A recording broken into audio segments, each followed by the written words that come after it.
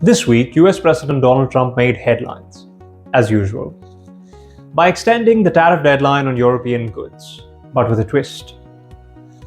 On 25th May, Trump announced that the proposed 50% tariffs on a wide range of European goods, ranging from automobiles to agricultural produce, be delayed until the 9th of July. The move came after a very nice conversation with European Commission President Ursula von der Leyen, who asked for the extension to allow for more time for trade negotiation.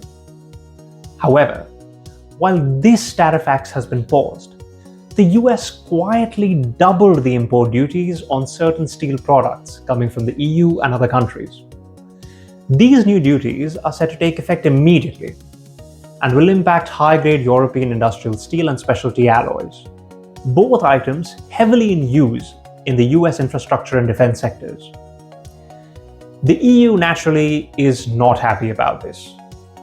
They believe that this new unilateral move spits in the face of ongoing efforts to normalize trade. However, it is in line with Trump's known bargaining tactics. Negotiate from a position of pressure, and if the opponent shows any sign of capitulation, negotiate for even more.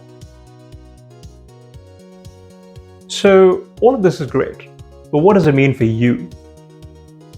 Well, for one, Indian indices like the Nifty and the Sensex rose temporarily on the announcement of this tariff pause. Why?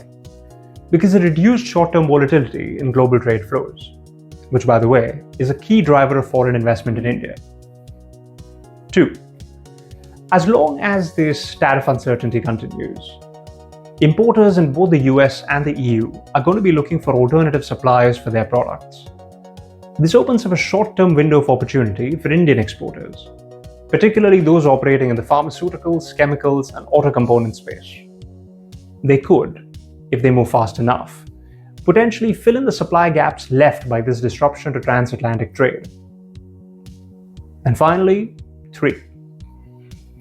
With the US levying European steel, this presents a short-term export advantage to Indian steel manufacturers, such as those operating in Jharkhand, Chhattisgarh, and Odisha. They could perhaps amp up their supply of steel to the US, but they also have to be careful. Export too much, and this could invite future scrutiny from Washington depending on trade balances.